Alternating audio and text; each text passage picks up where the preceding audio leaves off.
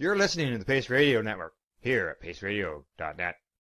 The views expressed by the individuals during this broadcast are their own opinions, and they may not be the same as those of their group or other organizations they may be involved with.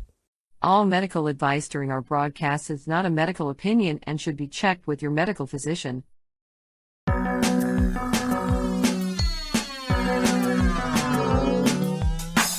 Look at all that money, yeah, the money that they spent. Take another look now and take some time for hemp. I know cut trees for paper, cause it hurts the environment. Stop deforestation, yeah, it's time for hemp. Oh, an acre of hemp makes 20 barrels of oil. No need for pesticides to poison all our soil. People got no food, they got no clothes, they got no rent. Well, right now it's time for hemp. Thank you for taking time for hemp. I'm your host, Casper Leitch. On the program today, we are looking at medical cannabis as a wonderful plant for our everyday health care needs.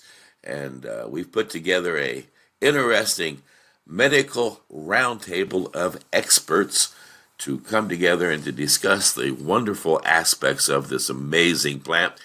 My joint host, Al Byrne, and I will be discussing this plant and some of the amazing research that's been going on with Dr. Andrew Weil, who I think many of you know has done a handful of books and is an amazing speaker on all types of topics when it comes to these plants, not just cannabis plants, but all kinds of plants, and how wonderful Mother Nature has put together a pharmaceutical of beneficial plants for the human body to use.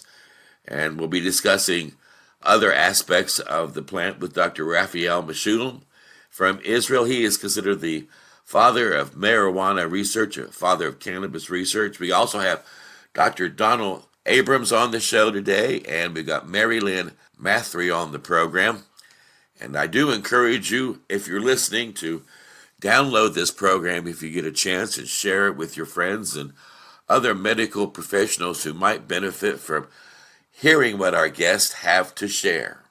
And let's get focused on the healthy body and the healthy mind that's created by using the medical marijuana plant in such a healthy way with our joint host, Al Byrne, and someone I am lucky enough to have met once and have always enjoyed his work, his writings, and anytime he's on TV, I make it a point to watch him, Dr.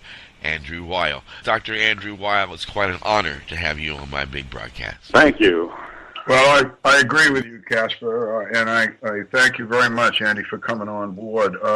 Dr. Weil is a very well-known, prolific author, many books, just a few of them here, From Chocolate to Morphine, The Natural Mind, Spontaneous Healing, Spontaneous Happiness. I'm going to say that Dr. Weil, I hope I use the right term here, Andy, but you are the founder of the University of Arizona's Center for Integrative Medicine. That's correct. And integrative medicine, I think that would be a way to start here. A lot of our listeners might not know what that means. Could tell us all. Well, first of all, it's the way of the future. I think the short definition is that it's the intelligent combination of conventional and alternative medicine.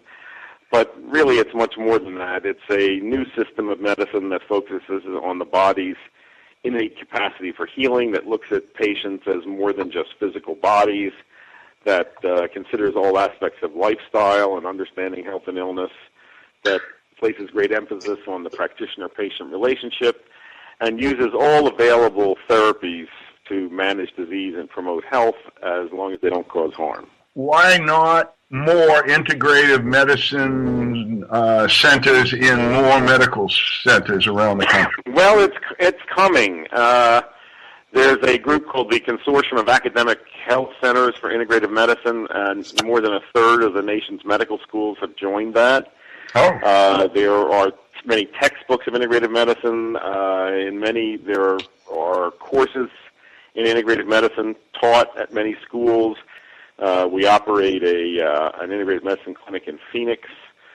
We have a very robust research department. I mean, it is coming, and it's coming not just because of patient demand, but because of economic necessity. As you know, our healthcare system is in tatters, and it's going to get worse. And integrated medicine really offers the promise of reducing healthcare costs by shifting the emphasis to health promotion and prevention, and by bringing into the mainstream treatments that aren't dependent on expensive technology, including pharmaceutical drugs. Well, that's quite a growth. I really didn't know. You must be very proud of that accomplishment, Doctor. I would be. We, of course, we've only got a few minutes here with you today, but how do we integrate cannabis into our medical system? It's part of a larger problem that there is really no teaching on botanicals and natural products. That's something we're trying to remedy. In our training programs, we have a very strong curriculum in botanical medicine, and we include information on medical marijuana. So, we are trying to reach physicians and allied health professionals with that. That's gradually coming, but it's part of a long-standing neglect of this area in conventional medicine. There's something like 400,000 deaths a year just in the hospitalized patient population in this country directly due to adverse reactions to prescribed drugs. And these are not mistakes. These are the right drugs given to the right patients for the right conditions, and 400,000 people die each year. The deaths that are caused by botanicals, are a handful and usually result from mislabeling of something. And yet the press, both the medical press and popular press, are filled with articles about the dangers of herbal medicine. The general message out there is that herbal medicine is dangerous because it's unregulated, whereas the products of pharmaceutical laboratories are safe, and it's just the other way around. Cannabis is probably one of the safest of all therapeutic agents. You can't establish a lethal dose for it. It has an enormous safety range that's unmatched by really anything that we use in pharmaceutical medicine. One of the things that my personal physician made it a point to prescribe to me for one of my ailments was medical marijuana. He was in his 70s, and I was in Indiana, and he made it clear he could lose his license by doing so. Now, how does the medical community review medical marijuana now coast to coast? Are you still considered one of those on the fringe medical doctors who's reaching out for alternative ways to heal the body, or are they starting to recognize the many medicinal values in this plant and are starting to rally around it? I think it's slow to come within the medical profession. I think this has been a patient-driven, consumer-driven movement. There's a need for much more education. Also, there's a problem in that from the point of view of medical doctors, medical cannabis use is not cleanly distinguished from recreational use, and that makes them uncomfortable. And I think for medical use, we need to have preparations that look like medical drugs. So, for example, this product that's sold in the UK and many other countries called Sativex, that's a whole cannabis extract that you spray under the tongue. And I've seen some products like this sold in dispensaries in Colorado, for example. This looks more like a medical preparation that doctors would be more comfortable using. Most doctors are not going to feel comfortable recommending that patients smoke something as a therapeutic agent.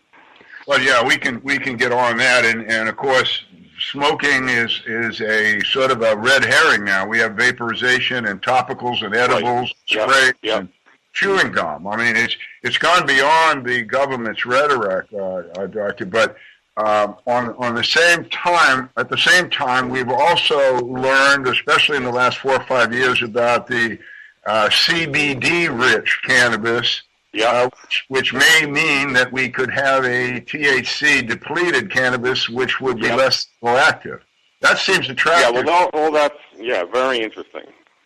I would say also that clearly our society is on a path toward totally revisioning the cannabis plant and embracing it. I think we are moving toward total acceptance of it. I think it will be eventually legalized everywhere, both for recreational use and medical use.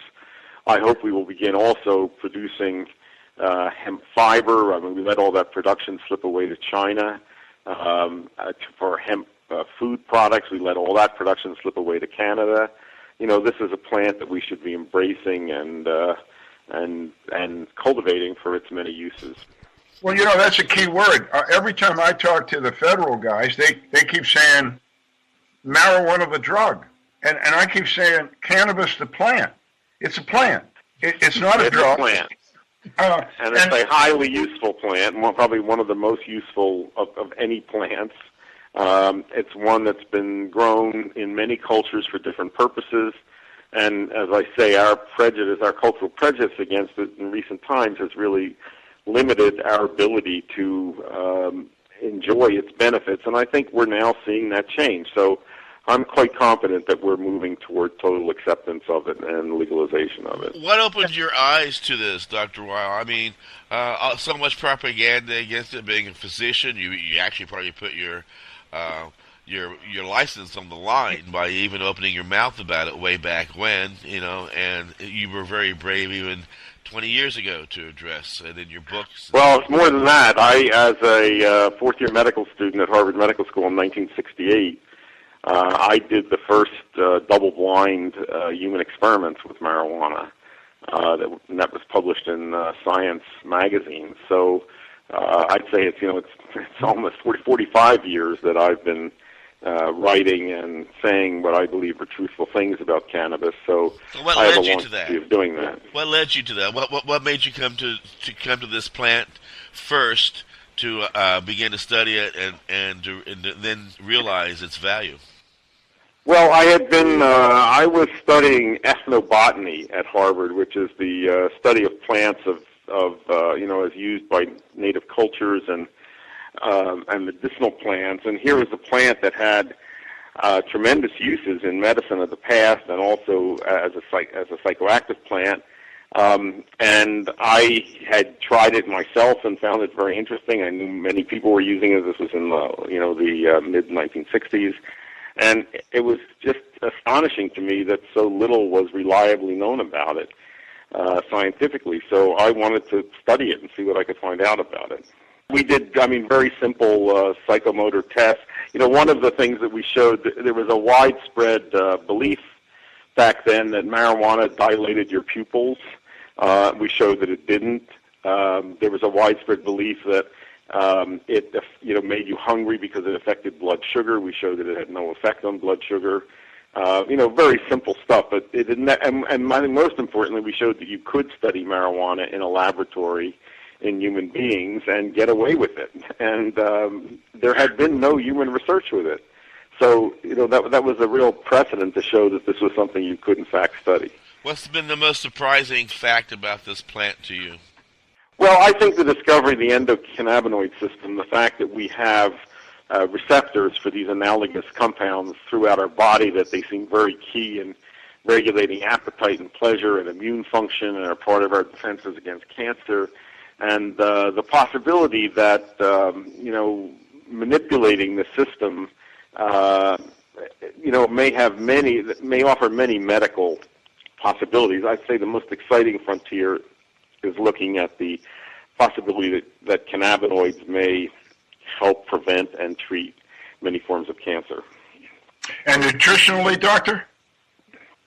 Well, I think, cannabis is the source of an edible seed and an edible oil.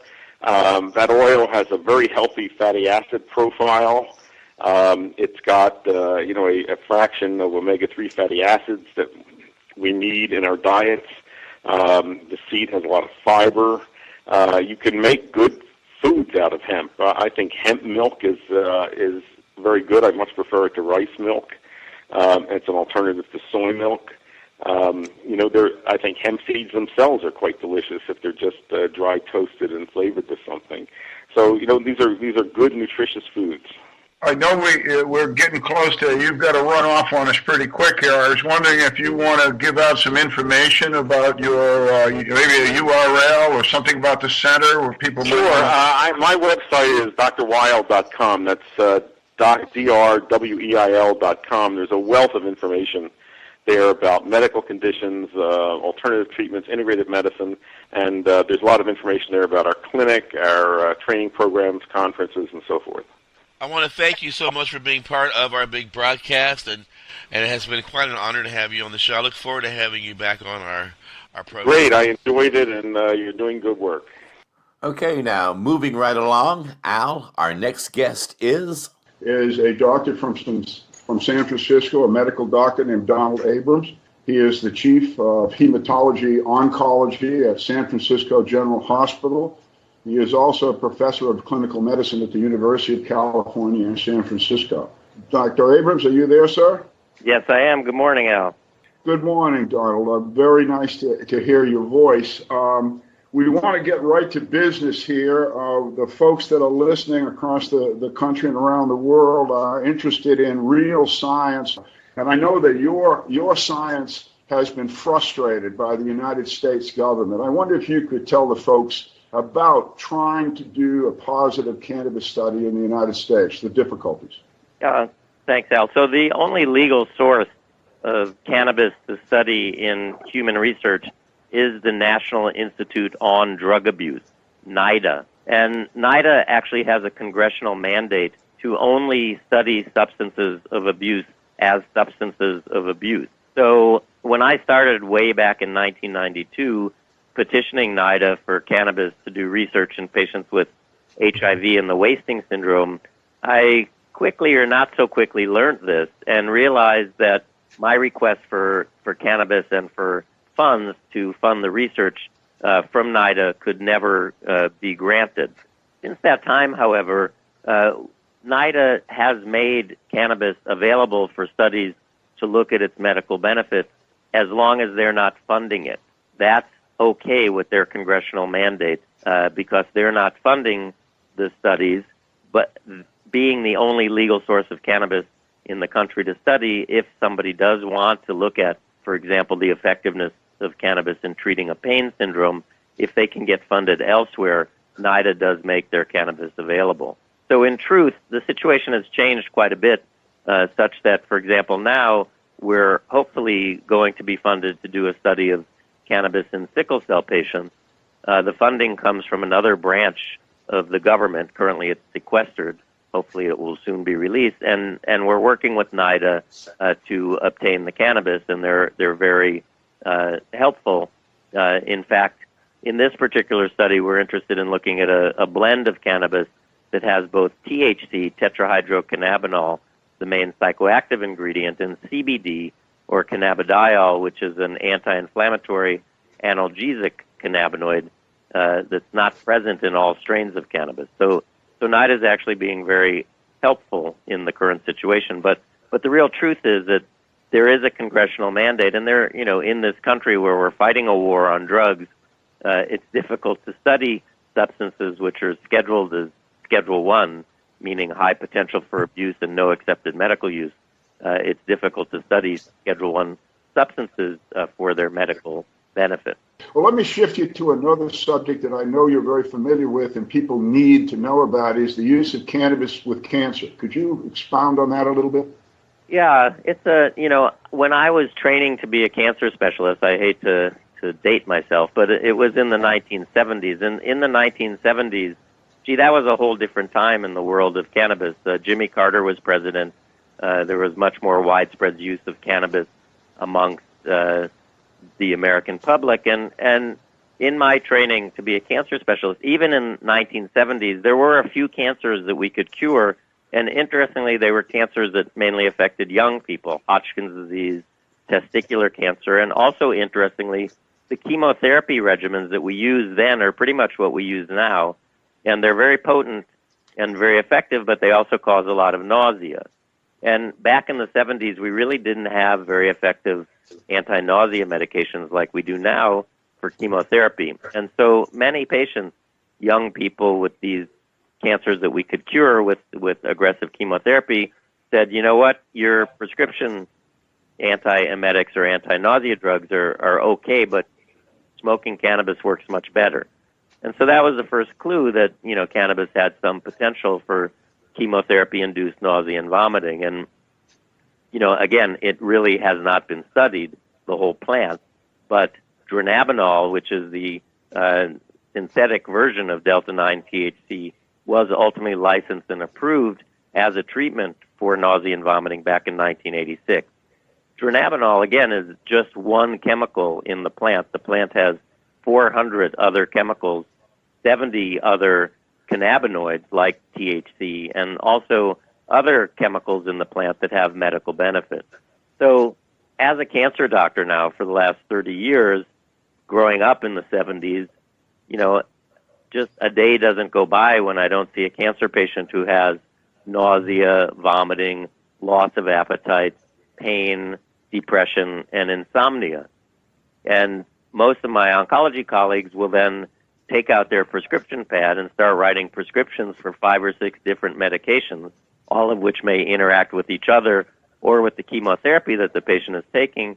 And I can just recommend, because I'm fortunate to live in California, that patients try cannabis, because cannabis is one medicine that can speak to all of those different symptoms. And it's also a medicine that many of my patients can grow themselves. And if you have cancer and part of you is dying, or you feel that you're dying, the ability to bring life out of the ground is something that's very rewarding. And if you're growing your own medicine, that's very empowering. So I see patients every day, as I say, for whom I recommend cannabis, and who tell me that cannabis, for example, was the only thing that decreased their nausea and vomiting, despite all of the modern anti-nausea drugs that we have to go along with chemotherapy. The only thing that allowed them to play with their kids. On the other hand, I see patients who are near death, who are put on high doses of opiates and get totally zonked and can't communicate with their family anymore. And they find that if they wean down from their opiates and use cannabis instead, that their pain is relatively well controlled, and they are much more capable of being in the moment and sharing the last weeks, days, months of their life with their family and loved ones. So I think it's a very potent medicine, and I often find myself opposing on a panel or a debate people that are in the drug abuse community. And I always say it's sort of like the blind men and the elephant, if people remember that analogy. I mean, I'm a cancer doctor. I'm not seeing the small percentage of patients who have cannabis dependency problems that my colleagues in substance abuse see. So where they see it as this horrible, agent, for me, it's a lifesaver for many patients. Doctor, could you just go over a little bit more about how cannabis can supplant or replace other medicines? And please define synthetic cannabis.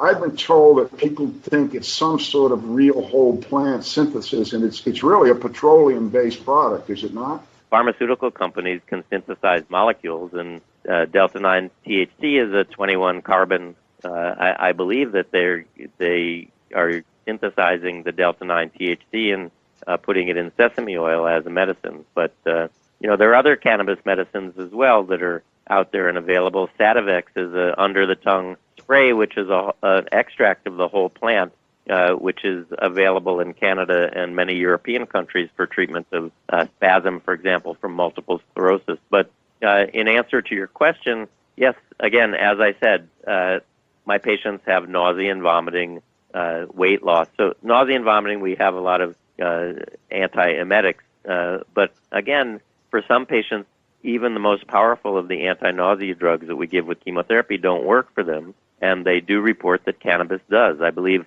Melissa Etheridge came out nationally and said she could not have completed her chemotherapy for her breast cancer if it had not been for the beneficial effects of cannabis. There aren't too many medications that we have that increase appetite, and in fact, none of the prescription anti-nausea medicines we have increase appetite. Cannabis increases appetite. So here you have something that decreases nausea and increases appetite. So you could perhaps decrease some of the anti-nausea prescriptions, which in and of themselves have some side effects. Many patients get constipated. Again, as I said, we don't have many prescription medications to increase appetite. One that we do prescribe a lot actually increases appetite and weight, but it's mainly water weight and not lean body mass. I've done a number of protocols in patients, both pain from nerve damage as well as pain on chronic opiates. And what we found in our chronic opiate study, which was really a pharmacokinetic interaction study to see what happens to the blood levels of morphine or oxycodone when patients inhale vaporized cannabis along with their opiates. And we found that there was no real change in the level of the opiates in the bloodstream, but what we did see was that patients achieved some greater relief of their pain when the cannabis was added to the chronic long-acting opiates. So this would suggest that people could perhaps lower the dose of their morphine or oxycodone and be able to stay on a lower dose for a longer time when it's given in addition to cannabis. Sleep. Many patients have difficulty sleeping with cancer or without cancer. There are different blends of cannabis. The cannabis sativa seems to be more stimulating, where cannabis indica seems to be more sedating. High THC variants of the medicine seem to be also a little more stimulating, where high CBD or cannabidiol-containing strains are more sedating. I have patients who swear by high CBD cannabis to help them sleep. And many of the short-acting benzodiazepines that physicians prescribe for sleep are really quite habituating and addictive and associated with a lot more side effects than cannabis. This is a very safe medicine, despite what the government tells us in their drug war propaganda. So, again, decreasing sleep medicines and depression. I mean, it's all going to come down, as everything else does, to our genes and the field of pharmacogenomics, how different people respond to different medicine based on their genes. And we now know that we all probably have different cannabinoid receptors that may be slightly different by one amino acid or another to other people, which might make them act differently. So some people, when they're exposed to cannabis, feel nothing. Some people get very elated, and some people might get paranoid and a little depressed. But for those people who get some elation or euphoria, which we consider to be a negative thing, I mean, if you're dealing with a terminal patient, I don't think euphoria is an adverse experience. I think it's a good side effect. And I think cannabis is more useful than some of the antidepressants, which my patients tell me just basically numb their feelings and make them no longer care about anything. So, I mean, we can replace a lot of prescription medications with cannabis if the patient is having a good responses. Well, Dr. Donald Abrams, I want to thank you so much, sir, for joining us today. Your information is priceless, and I look forward to working with you in the future, sir. Thank you again. Thanks a lot, Al. Pleasure to talk to you. You're listening to the Pace Radio Network here at paceradio.net.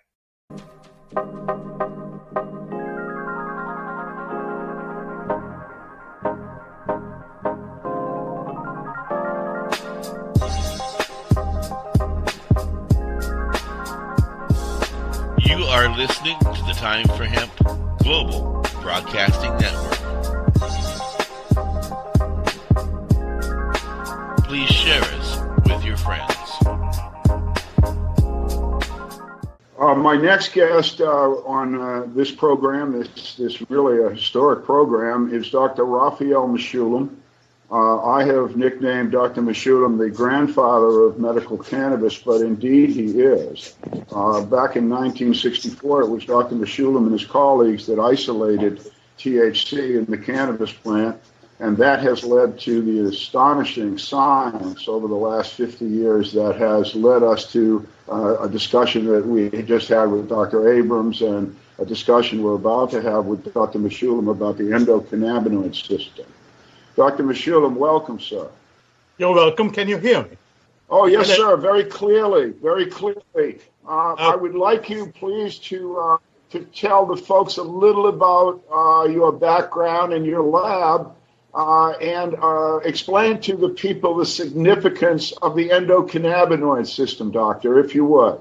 Well, I'm a professor of chemistry, medicinal chemistry. I was a very young man when I looked at projects which were of interest, and I was surprised to a large extent to see that while morphine had been isolated from opium, early 19th century, and cocaine was known again 100 years previously. The active constituent of marijuana, of hashish, had never been isolated, had never been identified, really. That seems strange. So I got some hashish from the police through the Ministry of Health here, and we looked at that, and we were able to isolate and elucidate the structure of the active constituent. We didn't know which one of them is the active constituent, so we had all the compounds tested on monkeys, and we isolated about 10 compounds, the major ones that are present in cannabis, and we found that only one of them, the THC, caused what we would probably say it's the same thing that happens in humans, happens in monkeys, and that was the only psychoactive compound. So that was 1964, and we also identified cannabidiol, which had no psychoactivity but had caused all kinds of other effects. And for the next 10, 15 years, 20 years, people looked at THC, looked at cannabidiol, looked at what happens in the body, looked at what these compounds do. But surprisingly, it was not known how they do that. Then my group and additional groups started looking for some details, and yes, we thought that there should be a specific biological thing, whether it's an enzyme, whether it's some receptive site or something in the body that THC stimulates. And indeed, Aline Howlett, she was a very young researcher at that time. Aline Howlett and her group found that there is a receptor in the brain. Then a second group in the UK found that there is a second receptor. They were different. And so we then knew that THC acts on a receptor and does whatever it does through a biological entity. Now, these receptors are not found in the brain because there is a plant out there. It doesn't work that way. There should be compounds which we produce, our brain produces, and these activate those receptors. So we started looking for the compounds, our own compounds, the endogenous compounds, which will activate these receptors.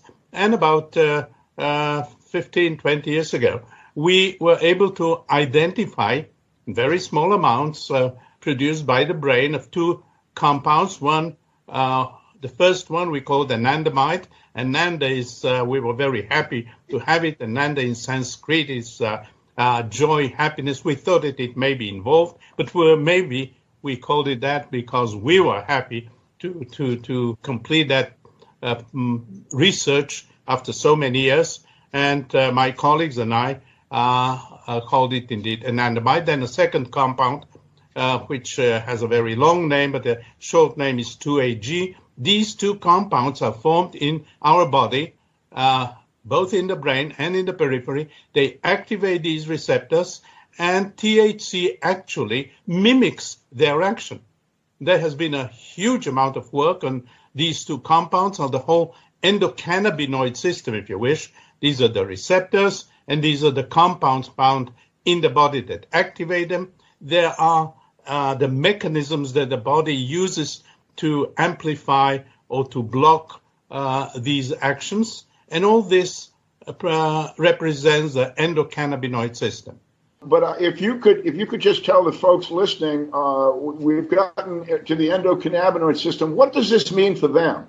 Well, we know, and we had studied the activities of THC and of cannabidiol previously quite extensively. And we realize that they, as I said, they mimic the activity of these endogenous cannabinoids.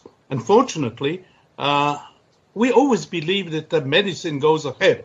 Well, fast, and we are much better than, let's say, in the 20s. Well, this is not exactly true. When insulin was discovered in the early 20s, within 6 months, it was used as a drug.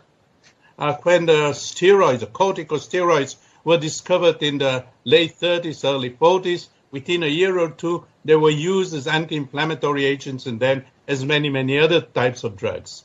Well, anandamide and 2-AG, although they are present in the brain, they're present in our body, they do a lot of things, and they have never been administered to a human, at least not legally. Why? Because in order to put a compound like that in the body, one has to look at the toxicity. Well, these compounds are not toxic, but in order to do a very wide-range toxicity, one needs a lot of money, and nobody has spent that kind of money. So we do not know what anandamide and 2-AG do when we introduce them into the body. We can give THC under certain conditions, and we have done that many times. We have used anandamide and 2-AG to look at diseases of mice and rats and other animals, but we have never given anandamide to a human. We have given THC. As a matter of fact, we gave THC about 25 years ago, or maybe it was 20 years ago, to a group of children who were undergoing cancer chemotherapy.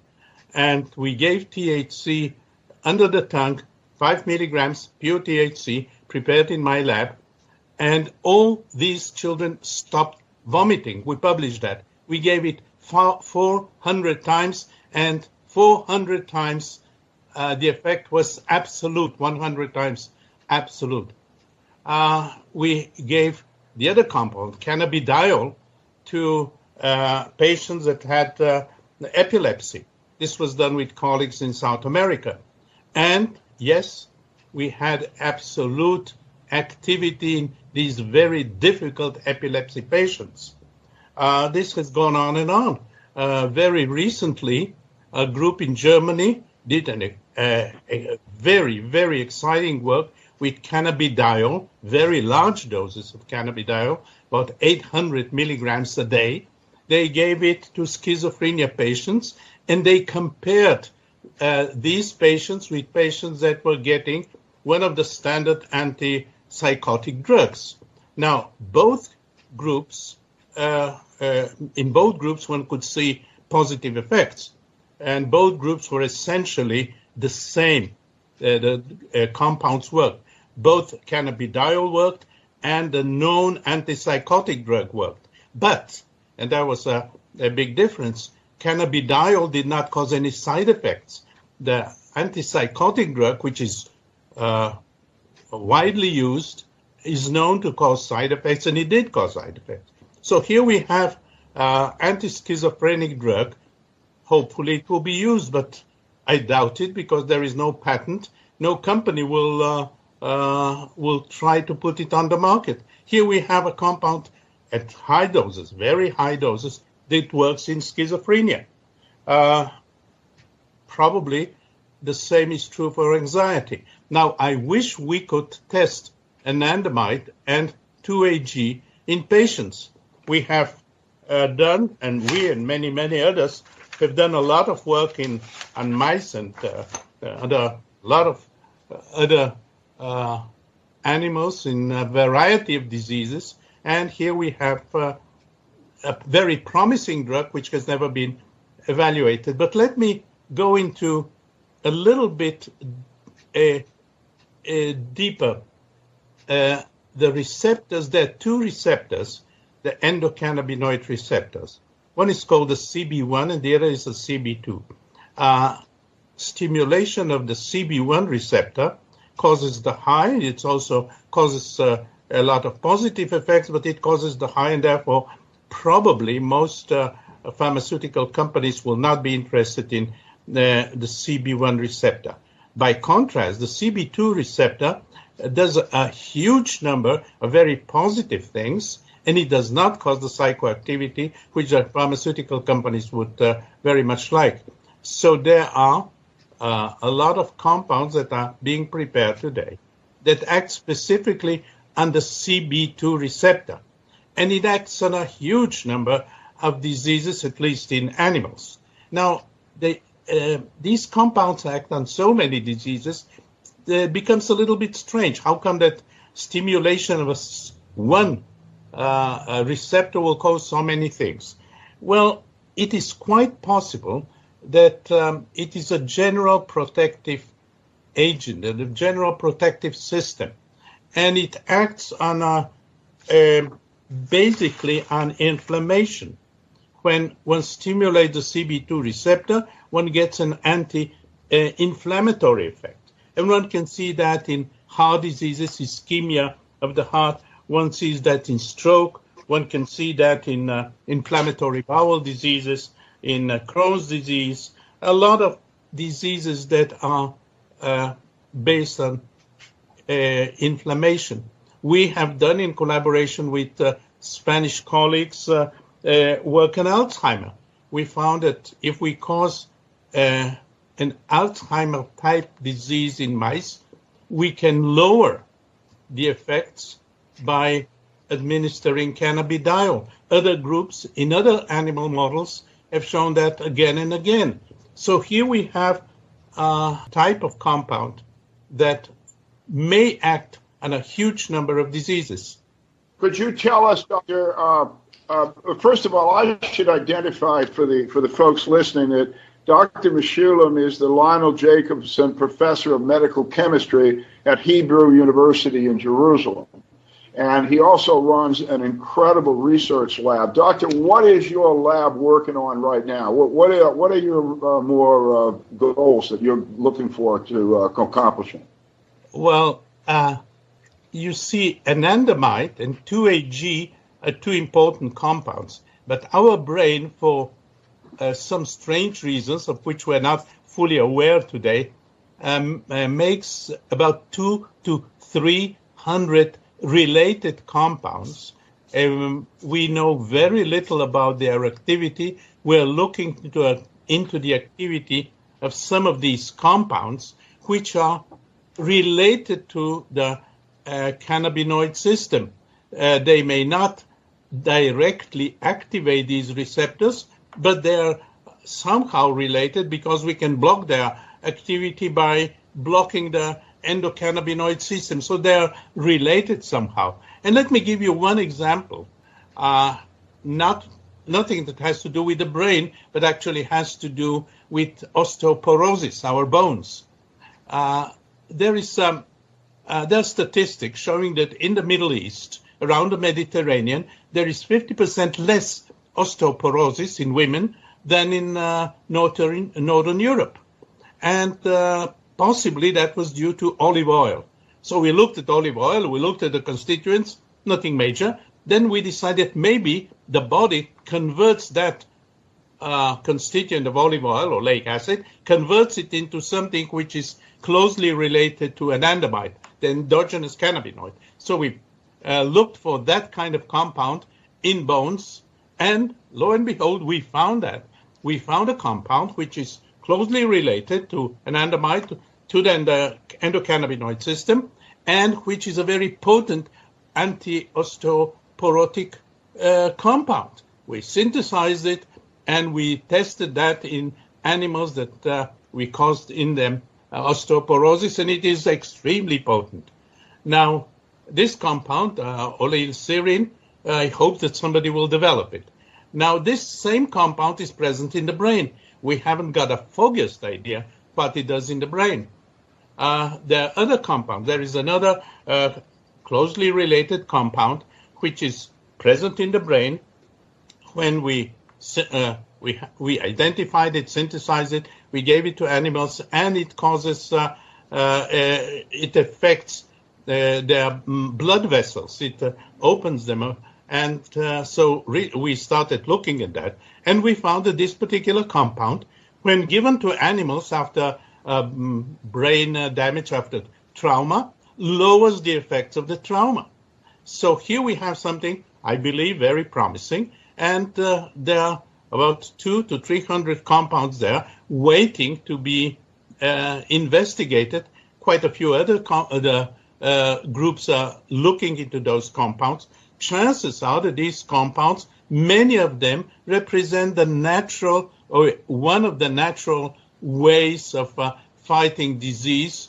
Or if we go even further, maybe these 200-300 compounds also determine many of determine our behavior as human beings.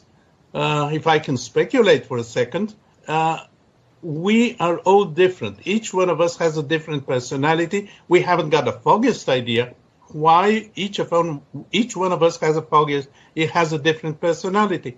Is it possible, just possible, a speculation, that it has to do with the equilibrium of these 200-300 compounds, which may cause these differences? So we are going into psychology.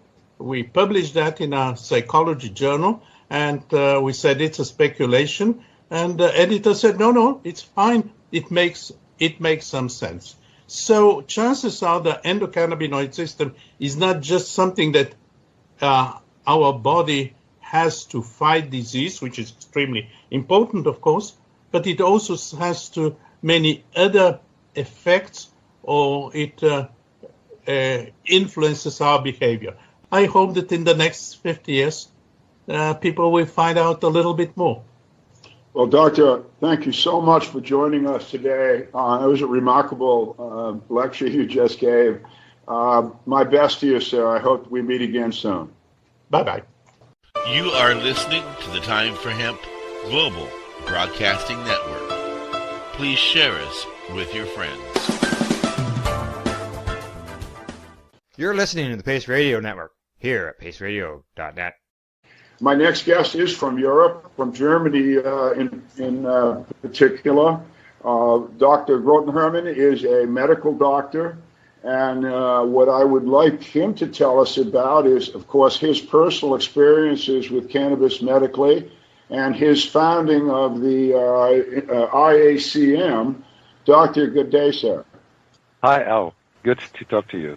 Thank you for being here with us. If you could jump right in, I know you've listened to Dr. Mechoulam. If you could jump right in on your ICAM and focus, if you can, on the CBD system and the ECS system and what your European colleagues are thinking about this science, I'd appreciate it, sir. Okay, very good. Well, I started to get involved in the issue of cannabis and cannabinoids as medicine about 20 years ago. And I noticed that in Europe there is no much knowledge on this issue. And with some friends I decided to form a group, the German Association for Cannabis as Medicine. This was in 1997. And North America and Canada were much ahead of Europe concerning this issue. And then some friends from outside Germany, for example, from the UK, Roger Pertwee, or from Spain, and they asked, why don't we make this organization, the Association for Cannabis Medicine, international? And we decided to form a scientific group, an international group, which is the ICM, which was formerly called International Association for Cannabis as Medicine, which was founded in 2000. The main thing was that most people were working very locally or nationally, and we found it very important to have an international exchange, not only on the scientific level, but also on the political level, and to bring people together. And so we formed this group, and the main reasons were to promote exchange of information between researchers, healthcare practitioners, patients, and the public, and to disseminate reliable information on the pharmacology, toxicology, and therapeutic potential of cannabis and cannabinoids. So this was the start and main reason for forming the IACM. And it's still very important. Many people are thinking on this issue on a national basis, but we need a global view on it. What is happening in Europe? What is happening in North America? What is happening in Latin America? What is happening in Africa? And we try to work together and exchange information. Are you trying to become the global umbrella, Franjo? I mean, I think your group would be well suited to do that. Is that one of the goals of your group? I'm also very active nationally in Germany as the head of the German Association for Cannabis Medicine. But I was also always interested in having a broader view to other countries, what is happening there, and to bring scientists together. For example, we have meetings every 2 years, and this is one of my main focuses, to bring people together and to spread the information. For example, our ISM bulletin is available in 6 languages, so not only in German or not only in English, but in Spanish and Italian and other languages. And reliable information is very important to get people involved, to get people think about it. What is the value of cannabis? What is the function of the endocannabinoid system? Because the politics is also always influenced by prejudices and not always by knowledge. And this is what we want to try to change, to bring the knowledge, to allow people to get the knowledge and to get reliable knowledge on the issue. We here in the United States know very little about what is going on with cannabis research in Europe. Could you give us a lowdown on Germany in particular, and then your best speculations about some of these other countries that may be leading the way here that we don't hear much about? Well, I can give you some examples. For example, today there is no major university in Europe where there is not scientific research on the endocannabinoid system or cannabis or cannabinoids. It's mostly basic research. For example, in Spain, there is Dr. Manuel Guzman, who is the leader of cannabis and cancer. Not the side effects of cancer chemotherapy, but how THC and cannabinoids can cure cancer, perhaps. And we have, for example, the group of Roger Pertwee in the UK is also a very leading group in endocannabinoid research. And we have also some groups in Germany who are, for example, at the Max Planck Institute, who researched on the endocannabinoid system and anxiety or post-traumatic stress disorder. So we have in Europe many centers which are leading in some of these special issues. And of course, there's always an international cooperation on these issues. As, for example, as Raphael Mechoulam told us, to elucidate the function of the endocannabinoid system, it's always an international process. And so there are groups from Spain, UK, Germany, Israel, USA, Canada, working together on these issues. How about your university system? Is specifically your doctors, your medical schools in Europe, the nursing schools in Europe, are the doctors and nurses now taught about therapeutic clinical uses of cannabis? Are they taught about the endocannabinoid system? The knowledge is today quite limited.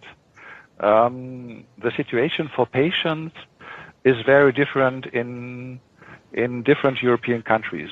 For example, the Netherlands or Spain have a situation where it is very easy for patients to get contact or to get cannabis to treat their symptoms. Whereas, for example, in Greece or in France or in Sweden, it's very, very difficult.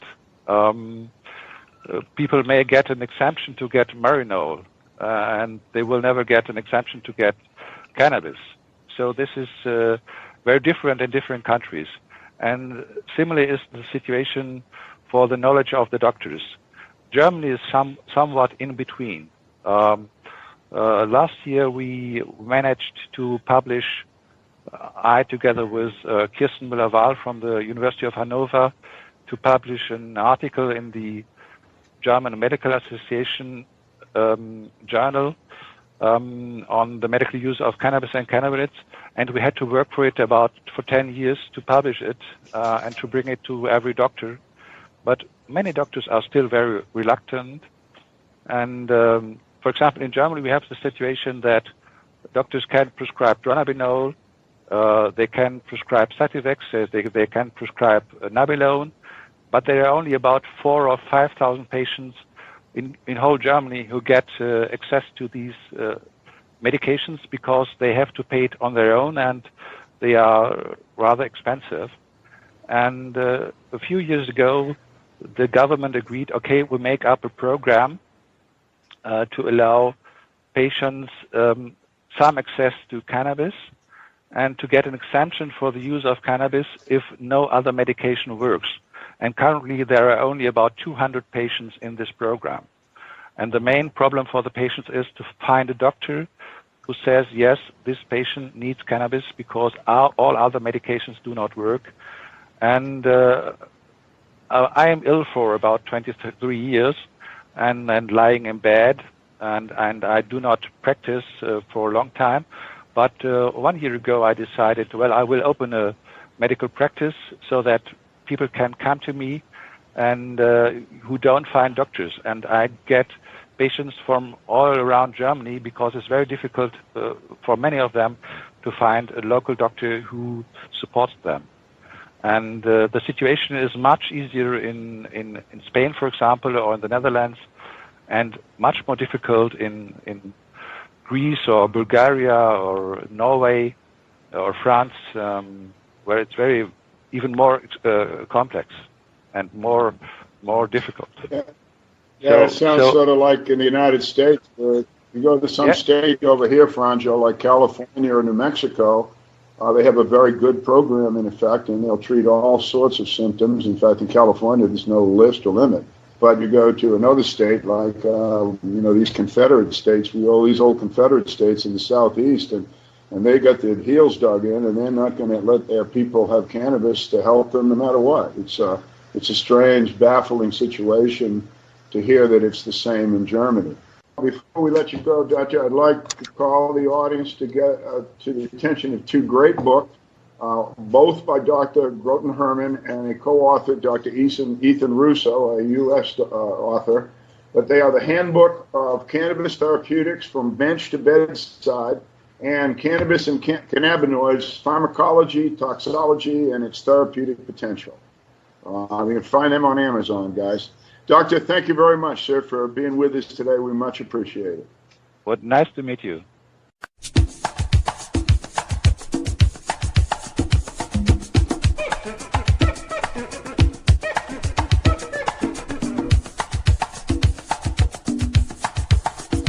You are listening to the Time for Hemp Global Broadcasting Network.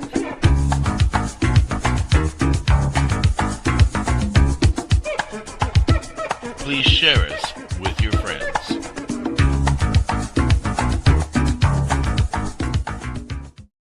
You're listening to the Pace Radio Network here at paceradio.net. Our next guest comes to us from the United States, again, California. We're going to find a lot of doctors out there have been using cannabis with their patients as a medicine for a long time. And one of them is our next guest, a medical doctor named Dr. Jeffrey Hergenrather from, Sebastopol you're in, Jeff? Yes, that's right. Sebastopol, California, up in Sonoma County. Well, good morning, and nice to hear your voice again. I think what I'd like you to concentrate on, at least at the beginning, we've talked to Dr. Mechoulam. I know you've heard him and Franjo about the science and the research, etc. How about telling us about you as a clinician?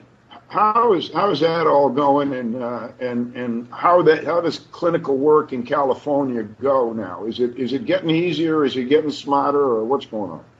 Well, it's going both ways, really. But just first of all, thanks so much for the invitation, and I'm really honored to be with such a esteemed group of scientists and physicians, getting an opportunity to tell my story.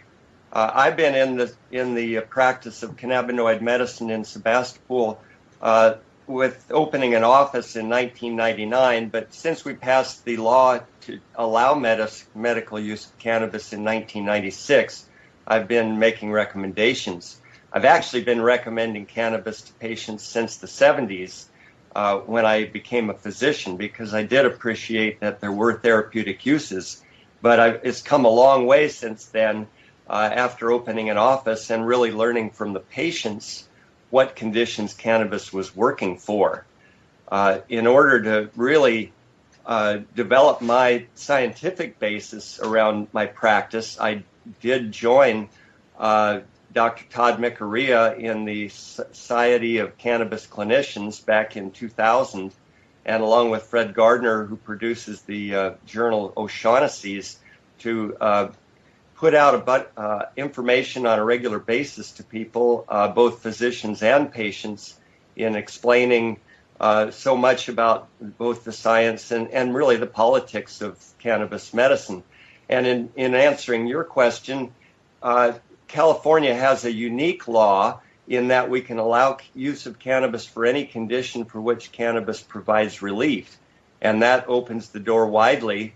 And really, based on our understanding of where these receptors are in the body, it makes perfect sense that it helps with such a wide number of conditions.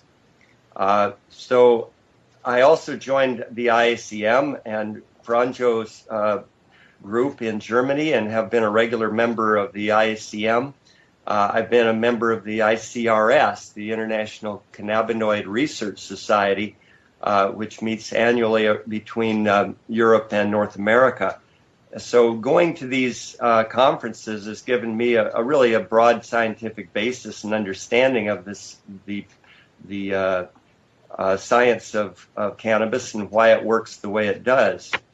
Now, in my practice, I really designed the practice to grow slowly because I wasn't really into what I was seeing as these real quick evaluations where you hardly needed more than, be able to fog a mirror to get a recommendation. I just wanted to be able to spend enough time with the patient to really understand their condition, represent them in court if I needed to do that. I usually spend about an hour to an hour and a half with the patient on the initial visit and then see them on a regular basis after that. So I feel very comfortable in my own practice now with about 2,000 patients, probably at least half of them I continue to see on a regular basis. This is a pet peeve of mine, but this is a special show, and I want to bring up one of my pet peeves. I'm hearing that you, a medical doctor, are having your medical judgment questioned by attorneys and cops. Am I correct? That is correct. Law enforcement is really trying to get in between the patients and the physicians and determine what they can use it for and how much they can use. These are not issues that should be determined by law enforcement, obviously. Well, I agree. That's why I brought the question up, Jeff. Thank you. I wanted to tell you a little about the kinds of patients that I'm seeing in my practice. They range from those who have never used cannabis to those who are very experienced using cannabis. They range from infants to very old people. And I don't think there should be any limitation on the age that people are allowed to use cannabis for medical problems.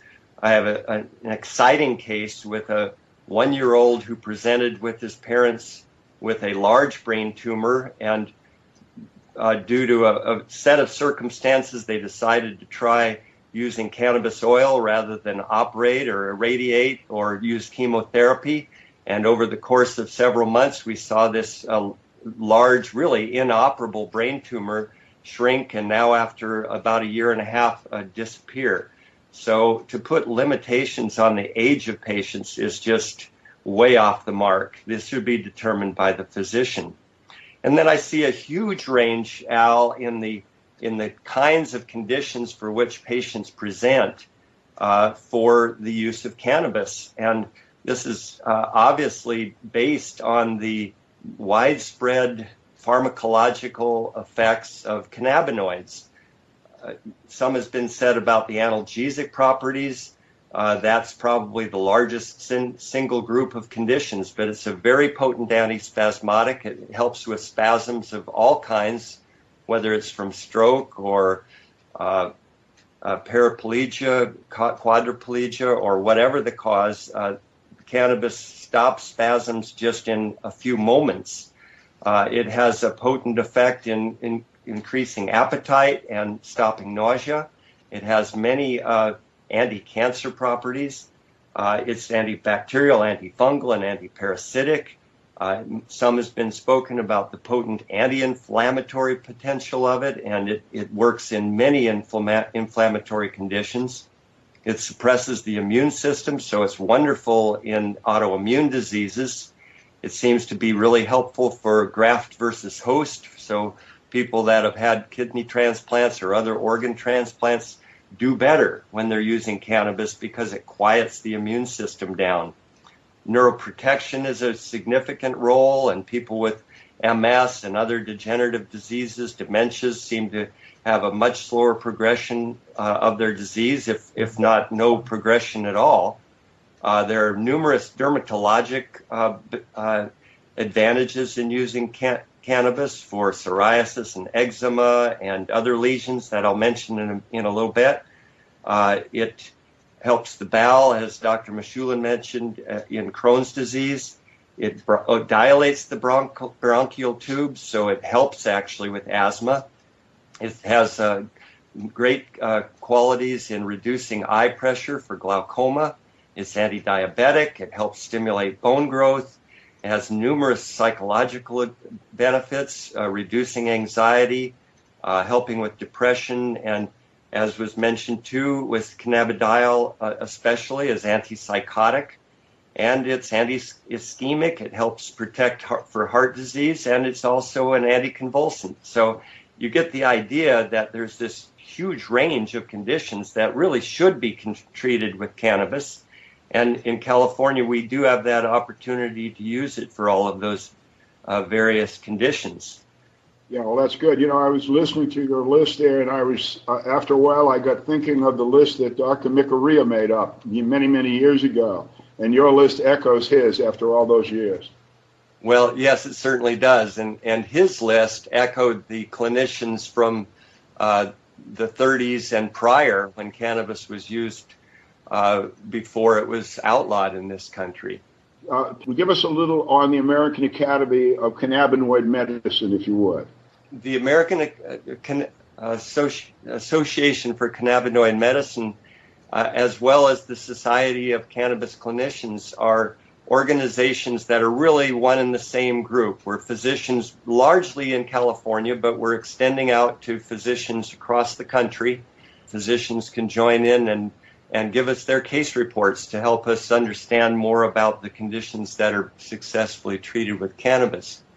Which really brings me to the patients themselves, and what I like patients to know when we see them really starts with some understanding of the receptor science. And some has been mentioned already about this, but I thought a little more would be helpful. And that is to say that these receptors that we speak of, the cannabinoid receptors in the human body and really throughout the animal kingdom, are based in the nervous system and the immune system. That's where they're housed. And when they're activated by these plant cannabinoids, the THC, the CBD, and the other molecules, they have this wonderful effect of bringing the body back to a home base. When we speak of homeostasis in medicine, we speak of the ability of the body to correct its getting out of line, too anxious, too cold, too whatever. The body has an ability to correct itself. And this is based on the endocannabinoid system. When we activate these receptors, it's like the reset button. It's like restore to factory settings button on a computer. It just brings us back home, helps us to relax. It was Dr. Vincenzo Di Marzo, our colleague in Italy, who said that cannabis and cannabinoids help us to eat, sleep, relax. And the protection one is about protecting from cancer cells, but also this neuroprotective quality. Forgetting is about the mind's ability to rapidly get rid of unnecessary information that the body is taking in. So there is an important role in forgetting and relearning that is mediated by the endocannabinoid system. I also like people to really have some understanding about risks and benefits of cannabis use. And, briefly, I would just say that the single most significant issue is bronchitis from chronic smoking. We do know from Dr. Tashkin's work at UCLA that it does not cause COPD, emphysema, or cancers of the lungs. Even the heavy smokers do not show any increased incidence of cancer, and in fact really have a reduced risk of developing cancer. So that's something that I like people to understand, although if they are smoking, I often will encourage their use of vaporization or other forms of cannabis because it can be a cleaner way to go and less irritating to the airway. Cannabis, of course, has a habit-forming quality, but it is not addictive. And the NIDA would have us believe that 9 or 10% of anybody who smokes cannabis is going to get addicted, as if this is a big problem. And it's really a silly and misleading designation. So I like people to really understand that, yes, they may use it. It really depends on the condition they have as to how much they use. Some patients are going to use it once a month, and others are going to use it every other hour, depending on the nature of their condition. Any withdrawal syndrome about cannabis use is really quite minimal. A big deal is made of it by NIDA, but it really is a pretty much insignificant problem for everybody that uses cannabis. There's no significant induction of schizophrenia. In Great Britain, when there was an 18-fold increase in the use of cannabis in the youth of that country between the mid-90s and the mid-2000s, there was no increase in psychosis or schizophrenia in that country. I also like people to understand that not all strains of cannabis are the same, and Dr. Abrams has pointed out that there is a difference in the sativa-dominant and the indica-dominant strains, and there's a difference, too, in the cannabidiol-rich strains if you want to achieve the medical benefits really without or with very little psychoactivity. So those are some of the things that I particularly like patients to understand on our first visit. Doctor, you've had 2,000 patients, give or take a few. All of them have used cannabis. What kind of negatives have you seen, if any, besides the minor things you just talked about, et cetera? I would say over the years there have been 2 or 3 people that have just said it didn't really work for them. They tried it. For whatever reason, they didn't like it. There's a rare person who just really can't tolerate any psychoactive changes. But by and large, people learn a way to use cannabis to mitigate symptoms of their diseases. And it's just been really a wonderful change in my medical practice to specialize in cannabinoid medicine for the tremendous benefit that is realized by patients. And really in California, there are millions of people who are benefiting on a daily basis with the use of cannabis.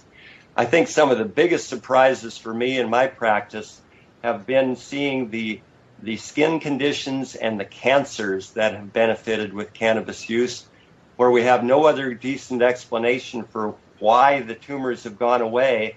I've had patients with children with neuroblastoma, adults with melanoma, babies and adults with gliomas and glioblastoma brain tumors, patients with hepatic carcinoma, where these tumors have really melted away with the use of cannabis. They've disappeared with the use of cannabis.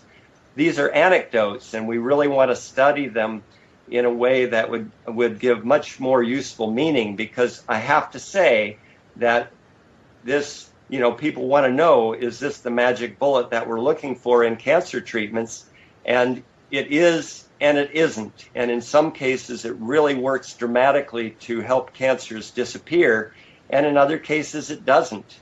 And so I want people to understand that when they're going to use cannabis for cancers, that they may or may not find that it really is going to help with reducing the amount of cancer that they've got.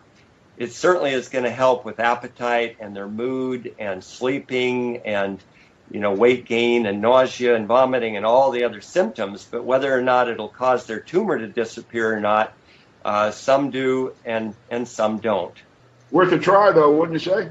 It's worth a try. And as Dr. Abrams said, when patients can grow this in their yard and have this relationship with a living plant, it means so much to them, and it's really worth a try, especially compared to some of the alternatives, which are going to make you sick, if not kill you, in an effort to try to control a cancer.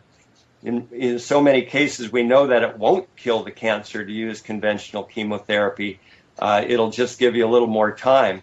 But in cannabis, even in some of the most difficult to treat cancers, we do see that people live longer and feel better. So it is worth a try. Dr. Hergenrather, thank you so much for your time and your knowledge, sir. We appreciate it as always. Thank you, Al. It's really nice to participate, and I appreciate the opportunity.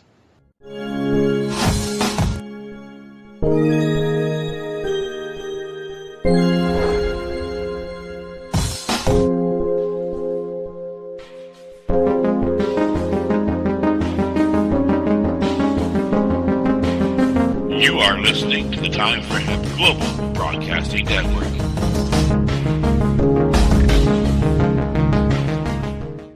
You're listening to the Pace Radio Network here at paceradio.net.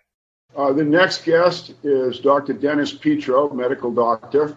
He is a neurologist with some 30 years experience in adult neurology and pharmaceutical research as well. That research has been done with industry, with regulatory bodies, and he has great expertise in drug safety.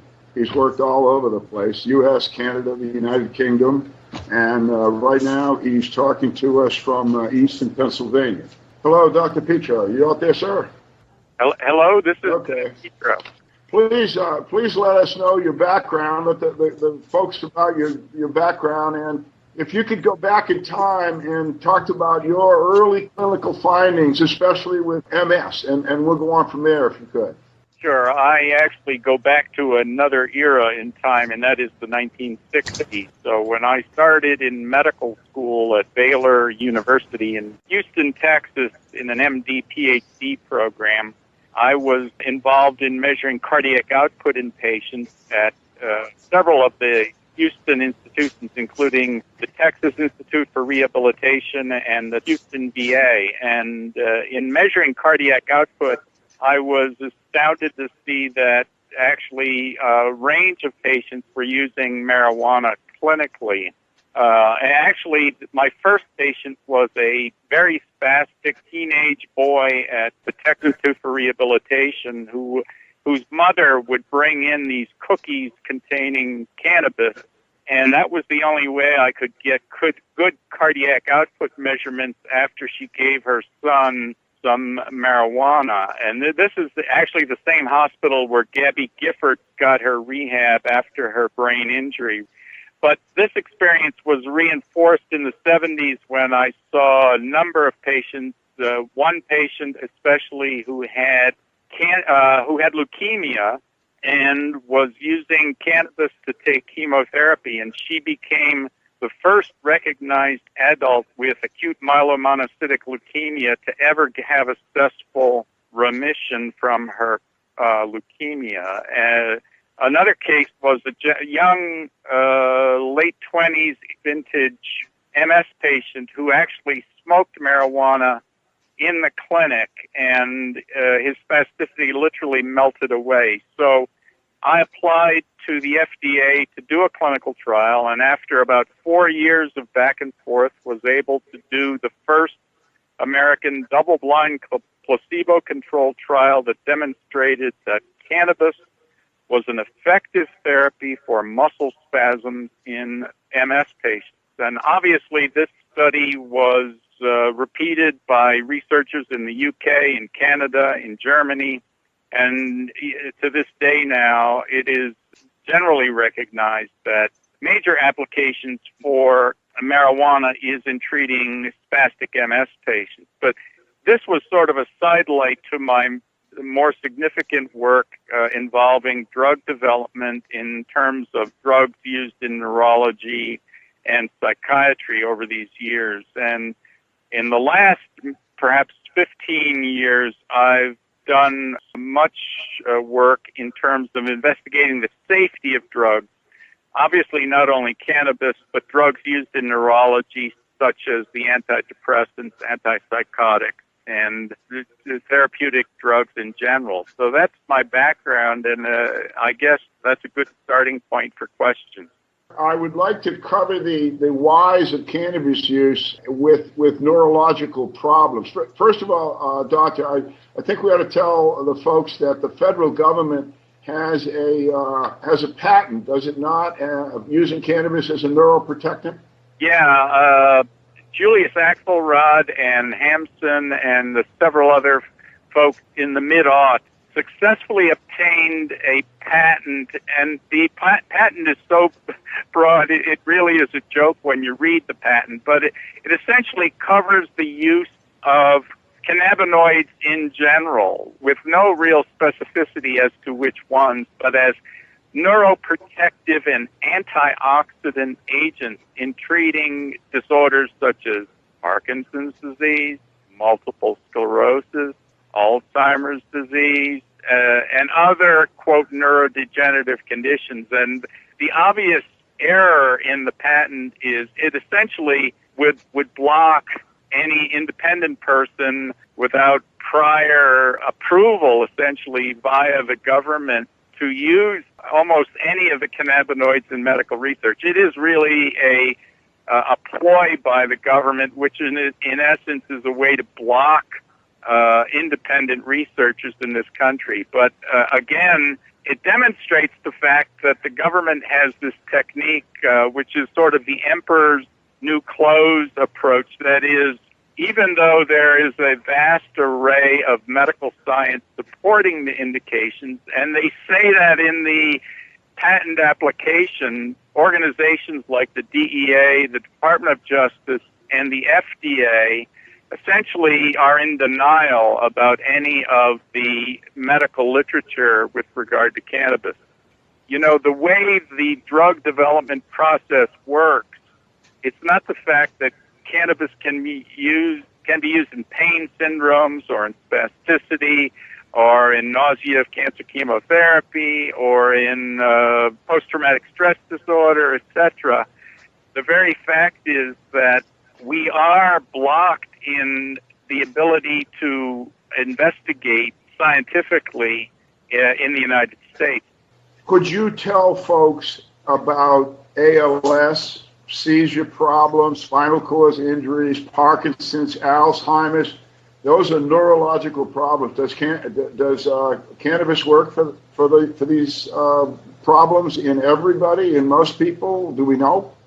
Well, I'm glad that you've given me the next 2 hours so I can go into detail about each of those problems. I'll start with spasticity. There is obviously a full range of data that demonstrates that cannabis has an anti-spasticity effect. Of the maybe 400,000 MS patients in the United States, spasticity is a major problem in perhaps 80% of that group of patients. And there is no doubt that cannabis is effective. Now, there is a small minority of patients that have a syndrome which is not that is not represented primarily with spasticity, but with other physical signs. And those patients may, in fact, not get relief because they don't have the symptom for which cannabis is effective. So there may be a small, maybe 10 to 20% of the patients with MS who will not get benefit, but that's because they don't have significant spasticity. In ALS, the evidence is clear that for certain symptoms associated with the ALS process, and that includes things like excessive secretions or excessive oral secretions, and in terms of appetite issues, and in terms of sleep issues, these things that some non-physicians may say are really not important. Well, to an ALS patient, they may be absolutely critical. And cannabis is clearly a benefit in those symptoms. And, although, if you say, well, has there been a clinical trial in ALS? Again, that goes back to the fact that it's very, very difficult to do the clinical trials. So it's mostly observational, but it does support the use in ALS. The second part of that is, in terms of ALS's being a, quote, untreatable disease, remember that the government's patent says that, again, cannabis has antioxidant and neuroprotective properties. And one might suggest then that it might be a reasonable drug to slow the progression of the disease, but that has not been studied in any great depth.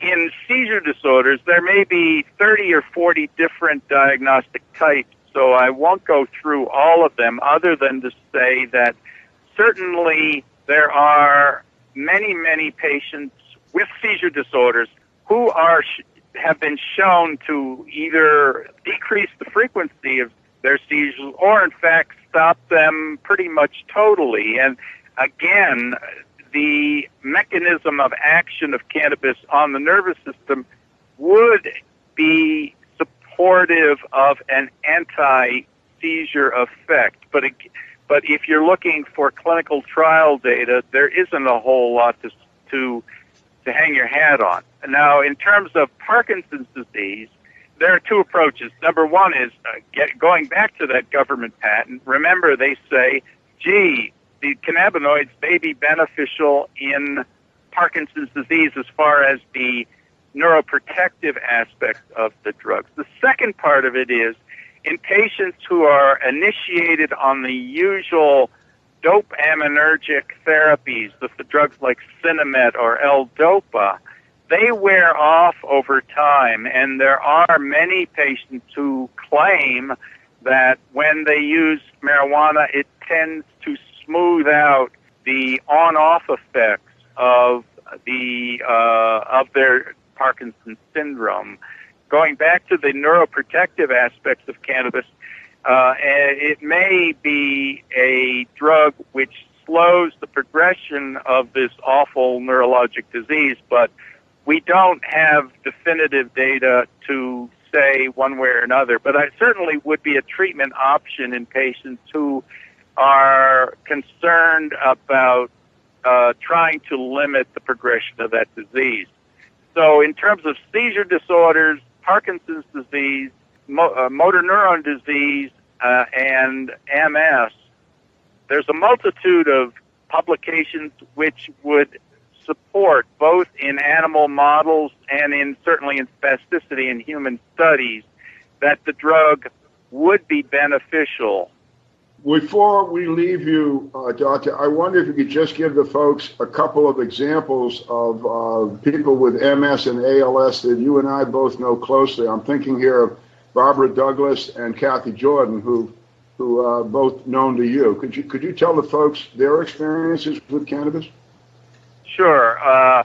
In both patients, what we're dealing with, just to give you the Kathy Jordan story, by all rights, she should have died 20 years ago if you believe the natural course of a disease, which, incidentally, she's been followed by several of the world's important thought leaders in terms of the disease, and she carries with her a letter, or at least a little note supporting her cannabis use by one of the gurus relating to ALS. In MS, now, there have been questions with regard to the whole range of drug therapies because they have a treatment benefit effect, but it really isn't particularly significant when you think in terms of the progression of the disease. I'll give you an example.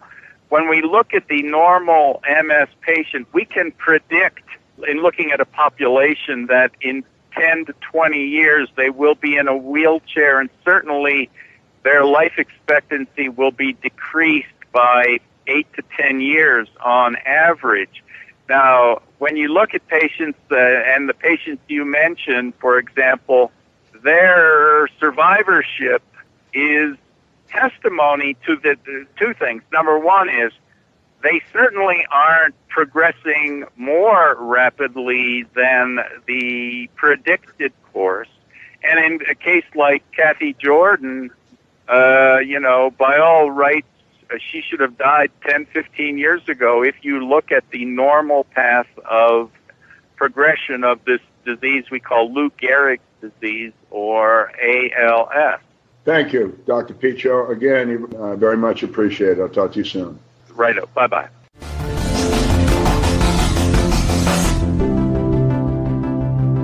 You are listening to the Time for Hemp Global Broadcasting Network.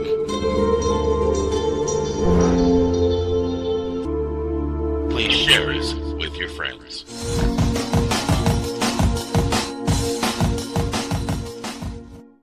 You're listening to the Pace Radio Network here at paceradio.net. Now, the final guest is Mary Lynn Mathre. She is a registered nurse and addiction specialist.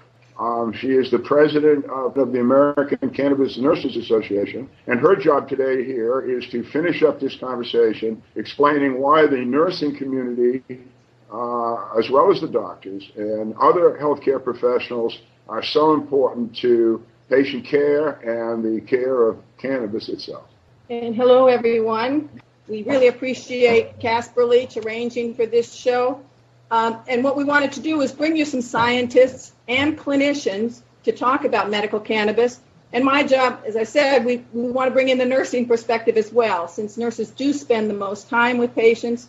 In the United States, we tend to be voted year after year as the most trusted profession because we do see patients at their weakest time.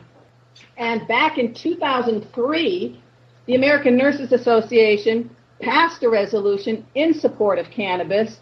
So I do want all nurses out there to know that, as a whole, our American Nurses Association does support cannabis as medicine, and that is a really, really important place to go to.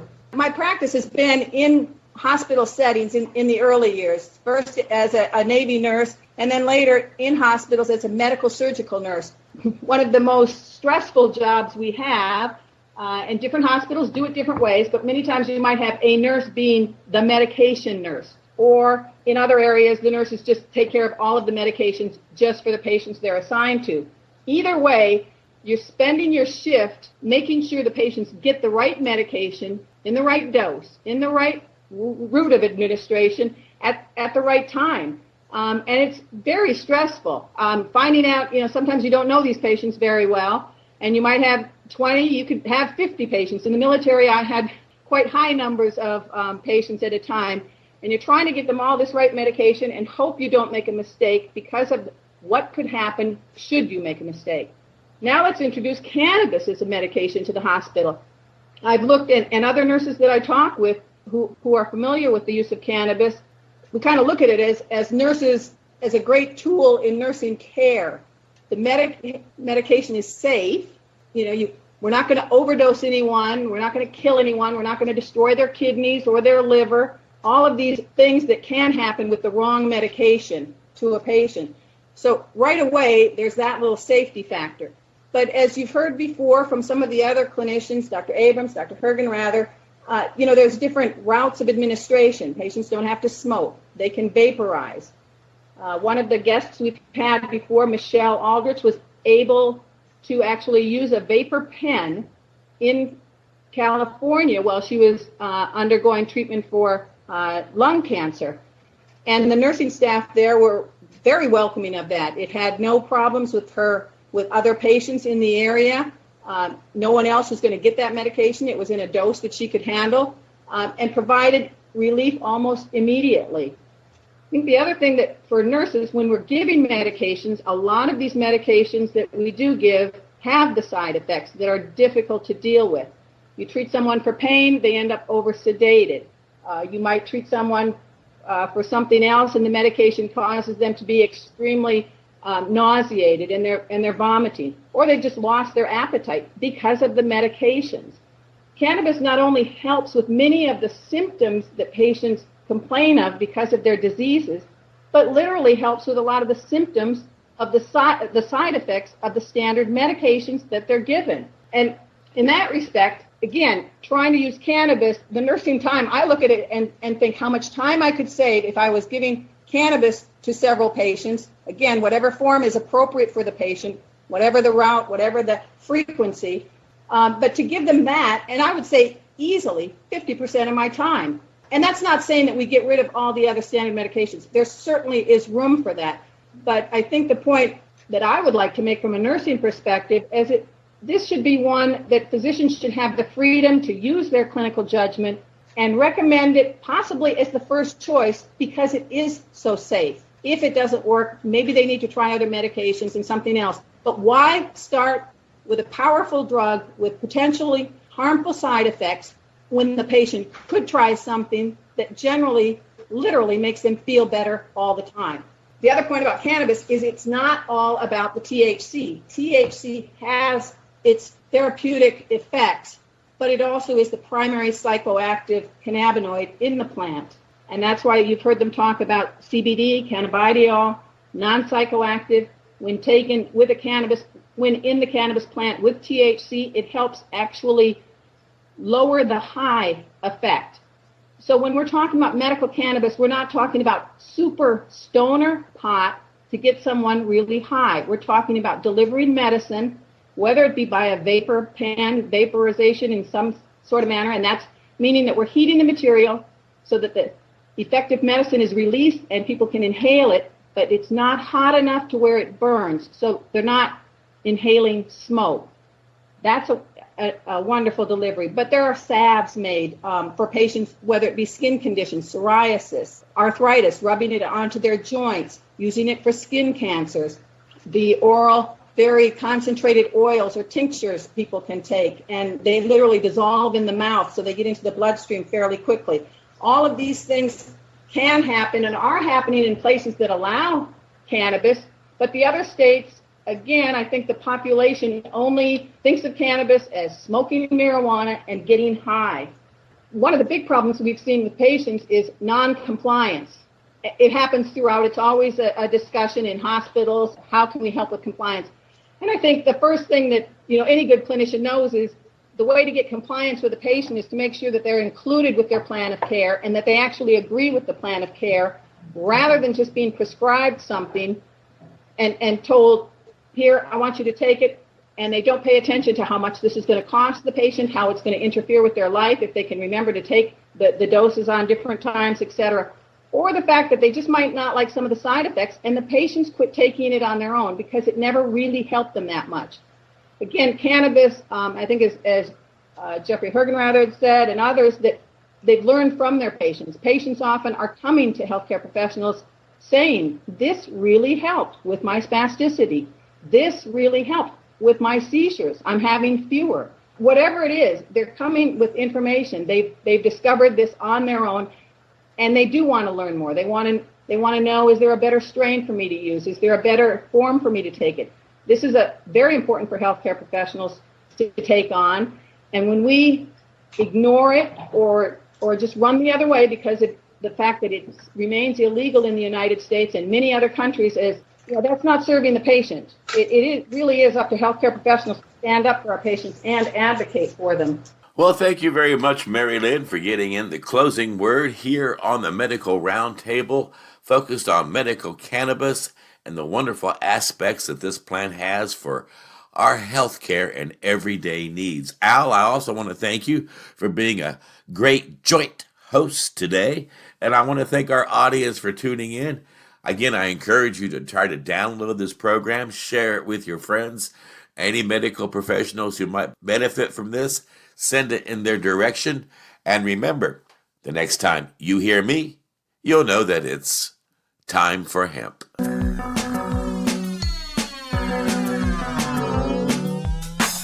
Look at all that money, yeah, the money that they spent. Take another look now and take some time for hemp. I don't cut trees for paper, cause it hurts the environment. Stop deforestation, yeah, it's time for hemp. Oh, an acre of hemp makes 20 barrels of oil. No need for pesticides to poison all our soil. People got no food, they got no clothes, they got no rent. Right now, it's time for hemp. You're listening to the Pace Radio Network, here at paceradio.net. The opinions of the individuals during this broadcast are their own, and may not be the opinions of their group or other organizations they may be involved with. All medical advice during our broadcast is not a medical opinion and should be checked with your medical physician. Enjoy the buzz of legalization with Campbellford Lifestyle Shop. From lights to plant nutrients, books, consumption accessories, and more, we've got all your basics to grow or consume cannabis. Visit our info center or take a look at our piercing services and body jewelry, now available in-store through Campbellford Lifestyle Shop, 17 Bridge Street West, Campbellford. Limestone City Hydroponics is Kingston, Ontario's hydroponics shop. Take your growing to the next level and create the optimal environment with a tent kit, or maximize your yield with an ebb and flow flood table kit. Either way, Limestone City Hydroponics has more sizes and options to fit your needs. Are you looking for the power of the sun that adapts to your budget? Then look no further, as they have professional grow lighting. They have indoor grow systems that are easy and cost effective, with many options to fit your living space and lifestyle. Cultivate your growing potential. We have everything you need to succeed. And if you can't make it to the store, they offer local delivery to the greater Kingston area. Remember, when you're looking for experts to help you grow, then look no further than the locally owned Limestone City Hydroponics, 105 Sunderland Drive in Kingston, Ontario. Call them at 613-548-0420. We are people advocating cannabis education, here at paceradio.net.